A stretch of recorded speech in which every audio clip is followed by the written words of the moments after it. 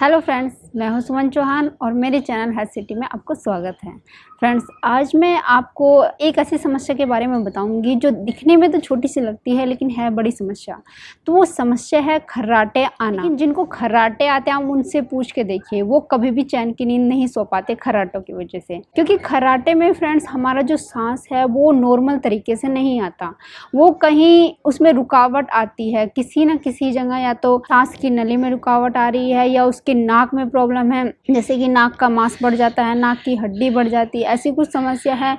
या कहीं ना कहीं उसको पूरी तरह से सांस नहीं आता है और उसकी वजह से उसको भी फील होता है जब वो सोता है खर्राटे आते हैं। इसके कारण उसकी नींद बीच बीच में टूटती रहती है जिनको खर्राटे आते हैं।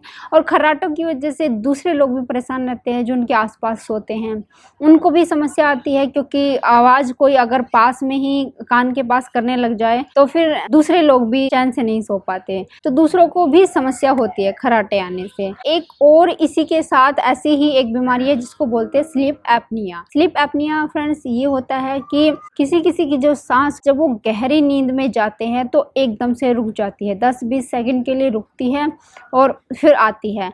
तो जब उनकी सांस रुकती है तो वो झटके से उठ जाते हैं। ऐसा उनके साथ एक बार भी होता है, रात में 2 बार भी, 3 बार भी, तो इसका कोई पता नहीं है कितनी बार हो जाए। तो जिनको खर्राटे आते हैं या किसी को स्लीप एपनिया की प्रॉब्लम है या किसी किसी को ये दोनों ही समस्या है, जो खर्राटे भी ले रहे हैं और एकदम से 10-20 सेकंड के लिए उनकी सांस रुकती है और फिर दोबारा से खर्राटे शुरू हो जाते हैं, तो उनके बारे में सोचिए कि उनको नींद प्रॉपर तरीके से नहीं आती है, वो रात में चैन की नींद नहीं सो पाते और उसकी वजह से वो दिन में भी अपना काम सही तरीके से नहीं कर पाते। जब वे सुबह ऑफिस में जाते हैं या अपने काम पे जाते हैं, ड्राइविंग अगर करते हैं तो ड्राइविंग करते वक्त उनको नींद आ भी जाती है कईयों को, तो इसकी वजह से एक्सीडेंट होने का डर रहता है। या फिर ऑफिस में वो सही तरीके से काम नहीं कर पाएंगे क्योंकि उनको लगेगा कि नींद आ रही है, काश मैं सो जाऊं थोड़ी देर के लिए तो फ्रेश हो जाऊं, क्योंकि वो फ्रेश ही नहीं हो पाते। रात की नींद अच्छे से नहीं मिल पाई तो फ्रेश कैसे होंगे।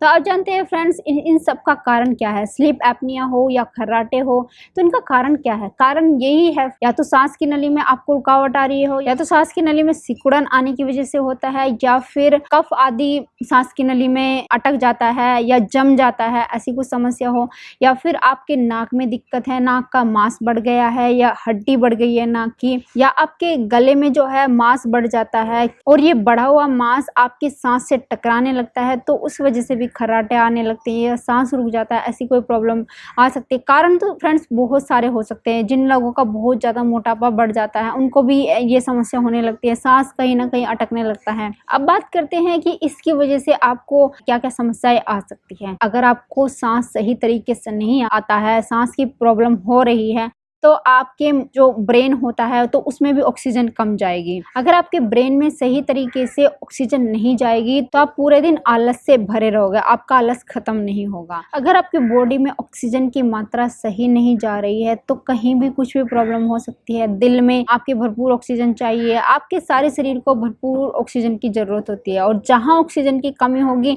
तो बीमारियां आपकी तरफ हावी होने लगेगी। तो वो क्या बीमारी हो सकती है ये कोई एकदम नहीं बता सकता, लेकिन हाँ, अगर आपको खर्राटे आ रहे हैं और आप उसका समाधान नहीं कर रहे हैं, नहीं ढूंढ रहे हैं, तो आपको बीमारियों से गुजरना पड़ सकता है। खतरनाक से खतरनाक बीमारियां आपको घेर सकती हैं।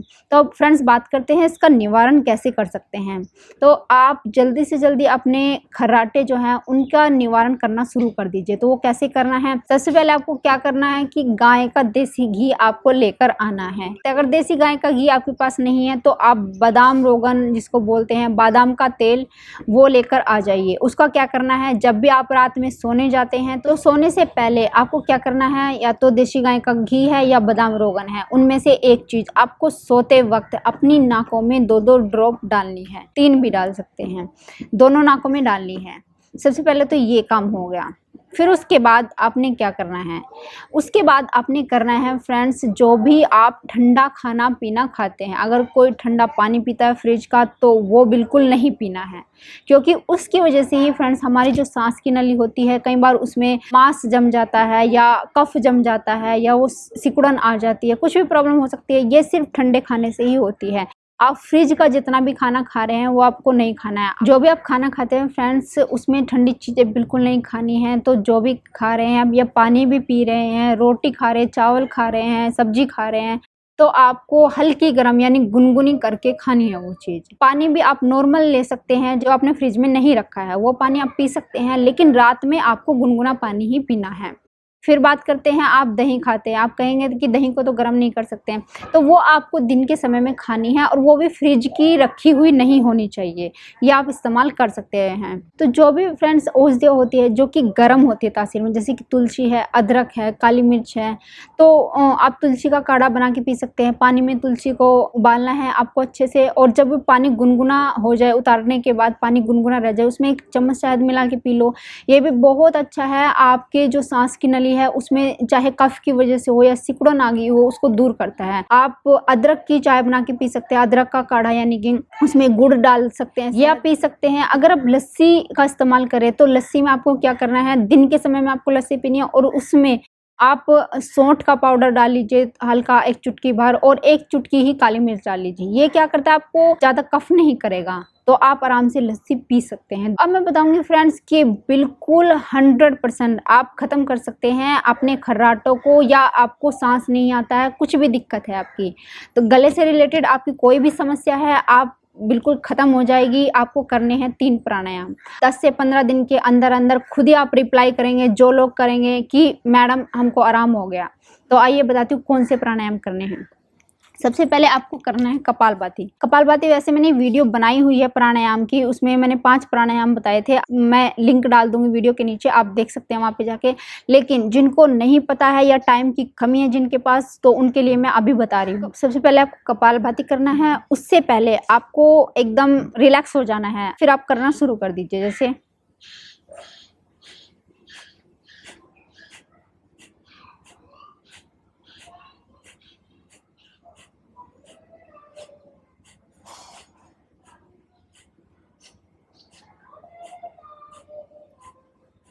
तो फ्रेंड्स ऐसे आपको करना है, 5 मिनट कर सकते हैं, जितना भी आप कंफर्टेबली कर सकते हैं, 5 मिनट 10 मिनट, तो आपको कंटिन्यू करते जाना है, कपालभाति करना है।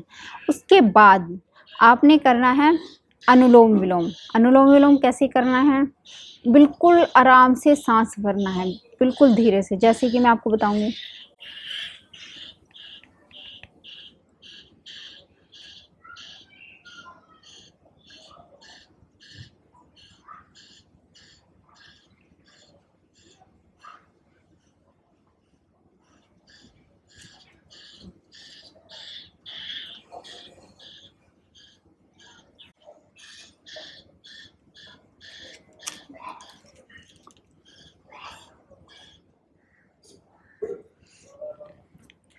फ्रेंड्स अनुलोम विलोम में कैसे करना है, आपको खींच के सांस नहीं लेना। आपने देखा होगा कि कई लोग बताते हैं, जल्दी में बताते हैं, कुछ भी है ऐसे बताते हैं कि खींच के सांस लेते हैं, तो वो तो वैसे सही बताते हैं क्योंकि उनको एक्सपीरियंस हो गया है इस चीज़ का, जल्दी जल्दी करने का।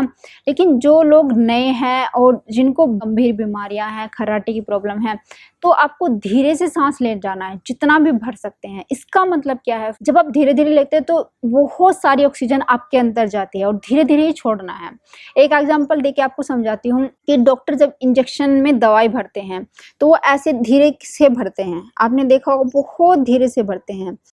आपके अगर नस से वो ब्लड निकालेंगे तो वो भी सुई अंदर डाल के बहुत धीरे से निकालते हैं। अगर वो झट से ऐसे निकालेंगे तो बहुत कम ब्लड आएगा, और ऐसे ही जब वो लगाते हैं इंजेक्शन तो धीरे धीरे दवाई अंदर डालते हैं। अगर वो झट से डाल देंगे तो सारी दवाई आपके बाहर बिखर जाएगी, अंदर नहीं जाएगी। तो मेरे कहने का मतलब यही है, धीरे धीरे लेंगे तो बहुत सारी ऑक्सीजन आपके अंदर जाएगी, और ऑक्सीजन अगर अंदर जाएगी तो सारे रोगों को मिटाने में ऑक्सीजन बहुत मदद करती है। ऑक्सीजन ही है जो हमें जीवन देती है। इसलिए आप समझ गए होंगे अनुलोम विलोम आपको कैसे करना है, और जितनी देर कपालभाति करते हैं उतनी देर अनुलोम विलोम करना है। तीसरा प्राणायाम सबसे मेन प्राणायाम है जो कि खर्राटों के लिए बहुत ही ज़्यादा असरकारी है, उज्जाई प्राणायाम। अब बताती हूँ वो कैसे करना है। तो सबसे पहले आप रिलैक्स हो जाएंगे, रिलैक्स होने के बाद देखिए कैसे,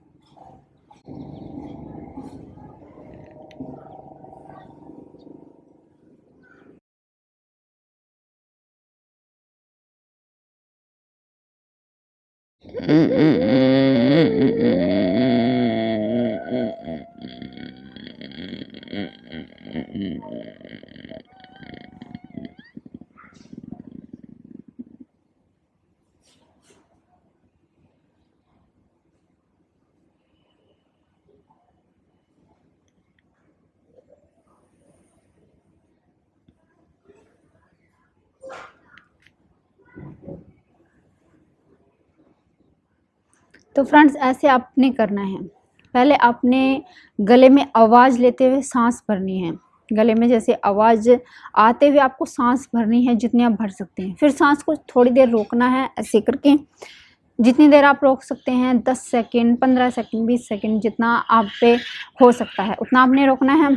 और फिर अपनी दाईं नाक को बंद करके, दाईं नाक को बंद करना है और बाईं से सांस बाहर फेंक देना है।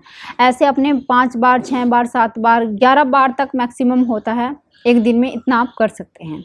इससे फ्रेंड्स 10 से 15 दिन ही लगेंगे, आपकी खर्राटे की समस्या बिल्कुल जड़ से ख़त्म हो जाएगी। 3 प्राणायाम आपने करने हैं, रोज़ करिए। जिसको सांस अटकने की बीमारी है, स्लीप एपनिया जैसी बीमारियां हैं, उनकी समस्या बिल्कुल ख़त्म हो जाएगी। और कोई समस्या है, कुछ भी है फ्रेंड्स, गले से रिलेटेड कोई भी दिक्कत है तो वो भी ठीक हो जाएगी। फिर एक चीज़ मैं एक्यूप्रेशर पॉइंट भी आपको बता देती हूँ, साथ में ये भी कर लेना। वैसे तो मैंने आपको बताया कि प्राणायाम से भी सारी प्रॉब्लम आपकी ख़त्म हो जाएगी। तो इस अंगूठे में देख लीजिए, ये जो यहाँ पे जैसे मुड़ता है अंगूठा, तो इस लाइन से ऊपर ये जो पार्ट होता है अंगूठे का अपर पार्ट, इस पार्ट का अपर पार्ट का जो मिडिल पॉइंट होगा यहाँ पे आपका, तो वहाँ पे ये पॉइंट होता है। और सभी उंगलियों में, ऐसे ही उंगलियों में भी, जैसे ये जो अपर पार्ट है इसका मिडिल पॉइंट जो भी होगा वो आपने दबाना है। और इससे नहीं दबाना है, इससे दबाना है, तो वो ले सकते हैं आप। तो ऐसे आपको दबाना है। और जहाँ ये हड्डी सी होती है उंगलियों की, वहाँ तक आपने दबाना है, प्रेशर से दबाना है ऐसे। और जब भी आपको दर्द महसूस हो आप हटा लो, ऐसे उंगलियों में भी दबाना है। तो ये जैसे लाइन है फ्रेंड्स, लाइन के नीचे ये आपकी गर्दन हो गई। तो गर्दन के पूरे हिस्से में आप पेन को ऐसे पकड़ लो और ऐसे रब करते रहो, ऐसे।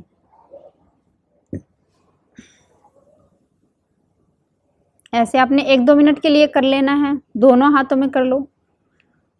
और दिन में रोज़ 1 बार कर लिया काफ़ी है, 2 बार कर सकते, 2 बार भी कर सकते हैं आप। तो फ्रेंड्स ये बस आपको करना है। और ज़्यादा से ज़्यादा इसमें आपका 20 से 25 मिनट लग सकती है, हद से हद आधा घंटा समझ लीजिए। और आपकी जो ये बड़ी समस्या है, आपको नींद आने में समस्या होती है खर्राटों की वजह से, तो वो एकदम ख़त्म हो जाएगी और आपको फिर अच्छे से नींद आएगी और आप एकदम फ्रेश रहोगे। फ्रेंड्स आपको अगर वीडियो पसंद आई हो तो इसको लाइक करना और शेयर करना, क्योंकि सभी लोगों को इसका फ़ायदा मिल सके। सब्सक्राइब जरूर कर देना। फिर मिलती हूँ अगली वीडियो में, तब तक के लिए गुड बाय।